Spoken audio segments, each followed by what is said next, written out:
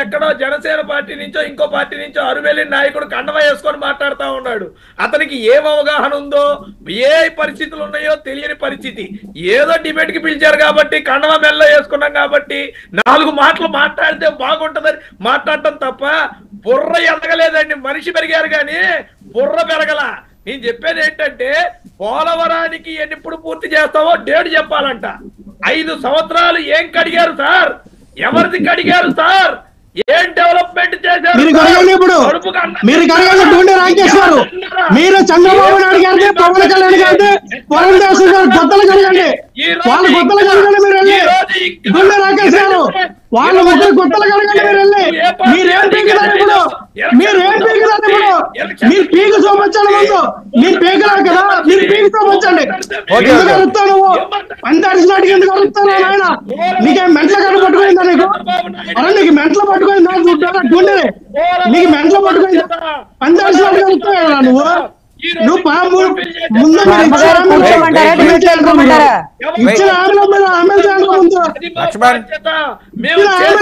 నలుగురు మగవాళ్ళని కూర్చోబెట్టి చేయాల్సింది డిబేట్, మధ్యలో లేడీస్ ని పిలిచారు. వర్మ గారు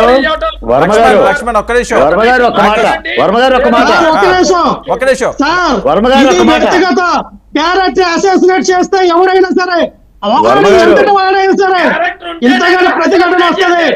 నువ్వు సబ్జెక్ట్ మాట్లాడు. నీకన్నా దుబ్బల బండి నుంచి వచ్చినాను నేను. దుబ్బల బండి నుంచి వచ్చినాను. గుర్తు పెట్టుకో. ఒళ్ళు దగ్గర పెట్టుకొని మాట్లాడు. ఒళ్ళు దగ్గర పెట్టుకోడు. పరివేశంలో చేస్తే చెప్పండి. ఒక్క నిమిషం రాకేష్, ఒక్క నిమిషం. వర్మ గారు రాజేష్ ఒక్క మాట. వర్మ గారు, ఈ డిబేట్ లో మహిళలు ఉండాలి. అవును, ఈ డిబేట్ లో మహిళలు ఉండాలి. మీరైనా కంట్రోల్ చేయాలి. నేనైనా కంట్రోల్ చేస్తా.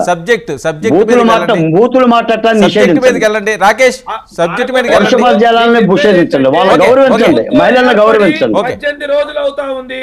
చంద్రబాబు నాయుడు గారు ప్రమాణ స్వీకారం చేసి అతి కొద్ది సమయం అయింది, కనీసం నెలగొడగాల. ఇంకా ఎమ్మెల్యేల ప్రమాణ స్వీకారాలు కావాలి. శాఖల్లో ఎవరికి వాళ్ళు ఓఎస్డీలు, చేంజింగ్, రివ్యూలు జరుగుతూ ఉన్నాయి. ఏదైతే శాఖా పరంగా ఒక వైట్ పేపర్ రిలీజ్ చేసి, ప్రతి శాఖకి సంబంధించి ఒక వైట్ పేపర్ రిలీజ్ చేసి మేము ముందుకెళ్తామని నారా చంద్రబాబు నాయుడు గారు చెప్పడం జరిగింది.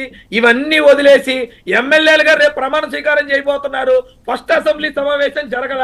నిర్ణయాలు ఏంటి, కేబినెట్ నిర్ణయాలు ఏంటి, కేబినెట్ మీటింగ్ జరగల.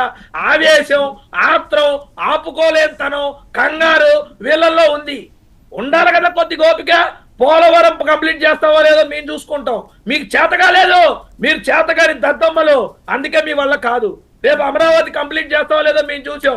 అమరావతి చంద్రబాబు నాయుడు గారు మొత్తం చూసి వచ్చారు. కంపలు మొత్తం కూడా 2 రోజుల్లో మొత్తం క్లియర్ చేశారు.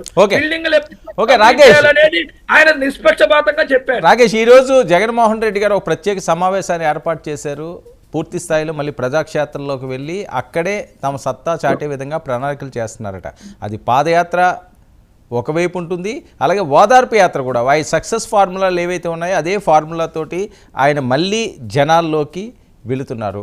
ఎవరైతే మీ వల్ల బాధింపబడ్డారో వాళ్ళని ఓదార్చడానికి వెళ్తున్నారన్నది వాళ్ళ వర్గీయులు చెప్పే మాట. మరొక వైపు కొడాలి నాని గారు కానీ, రోజా గారు కానీ గతంలో ఏ రకంగా స్పీడ్గా మాట్లాడారో అదే స్పీడ్ ఇప్పటికీ కూడా కొనసాగుతుంది. మీకెవరో భయపడేది లేదు అని చెప్పి నాని గారు డైరెక్ట్ చెప్తున్నారు. ఆ బయట కూడా నేను వినిపిస్తాను రజనీ గారు మాట్లాడిన తర్వాత. నేను ఒక మాట చెప్తాను సార్, మీరు బయట చూపించండి, కానీ ఆ బయటలోనే సమాధానం ఉంది. అదేంటో వినండి, ఒక్క మాట. ఏం చేయాలో ఉన్నది చేసుకోండి. మీరు సూపర్ సిక్స్ వేసినటువంటి వాగ్దానాలనే 1వ తారీఖు నుంచి 4000 పెన్షన్ తో పాటు అమలు చేస్తున్నారు. అదిగోండి, జగన్మోహన్ రెడ్డి గారు తర్వాత వస్తారంట, వీళ్ళు ముందు వెళ్తారంట. ఆ బయటలోనే ఉంది. జగన్మోహన్ రెడ్డి గారు తర్వాత వస్తారంట. ముందు తాడేపల్లి పార్టీ కార్యాలయం ఎందుకు ఖాళీ చేశారో చెప్పమనండి. మాజీ ముఖ్యమంత్రి ఇంటికి ఫెన్సింగ్ ఎందుకు వేశారో 20 అడుగులు చెప్పమనండి. ప్రజల్లోకి రమ్మనండి, సాదరంగా స్వాగతిస్తాం. ఆయన పాదయాత్ర చేస్తా అన్నప్పుడే Y+ కేటగిరీ సెక్యూరిటీ ఇచ్చి, అదనపు బలగాలను ఇచ్చి, రోప్ పార్టీ ఇచ్చి జనాల్లోకి పంపించిన పార్టీ తెలుగుదేశం పార్టీ. ఈ రోజు ప్రజల్లోకి వస్తానంటే ఎవరు ఆపట్లేదు. ఆ నిక్షేపంగా రమ్మనండి, మేము ఎప్పుడు కూడా స్వాగతిస్తాం. ప్రజల సమస్యలు తెలుసుకోవాలి, కానీ ఎప్పుడు ఓ ఫ్రీజింగ్ టైం ఉంటది, 6 నెలల తర్వాత మేము మాట్లాడతామని ఆ గడ్డం బాబానే చెప్పాడు. మరి 6 నెలలు అయిందా? ఎందుకు మొదలు పెట్టాడు గడ్డం బాబా ఈ స్టోరీ? అదే బయటలో లాస్ట్ లో చూసినట్టయితే చాలా క్లియర్ గా చెప్పాడు ఈ గడ్డం బాబా. ఏం చెప్పాడు? ఏమంటే ముందు మేము వెళ్తాం, జగన్మోహన్ రెడ్డి గారు తర్వాత వస్తారు. ఆయన అధికారంలో ఉన్నప్పుడే రాలేదు సార్, ఇప్పుడు ఎక్కడ రావాలి? ఆ 4 గోడలు దాటి రావటానికి చేతగాక పార్టీ కార్యాలయం కొత్త టైటిల్ ఏంటి? గడ్డం బాబాయ్ ఏంటి? ఆయన ఏదో స్వామీజీ లాగా సన్యాసి అయిపోతున్నాడు సార్ రేపొద్దున. సన్యాసి అయిపోతున్నాడు రేపొద్దున. ఏమండి ఒకసారి ఓడిపోతే సన్యాసి అయిపోతారా? ఎందుకనంటే ఏదో ఒక వేషంలో ఉంటే కొట్టరు. ఎందుకంటే వాళ్ళ రాజకీయ నాయకులు ఆయన మీద పగబట్టారు, వాళ్ళ నియోజకవర్గ ప్రజలు. ఎందుకంటే గుడివారికి ఒక రోడ్డు కూడా ఈ చేతగాని దద్దమ్మ కాబట్టి గుడివారికి ఒక రోడ్డు వేయలేకపోయాడు. ఎక్కడ నన్ను కొడతారో ఏదో ఒక మాల స్వీకరించి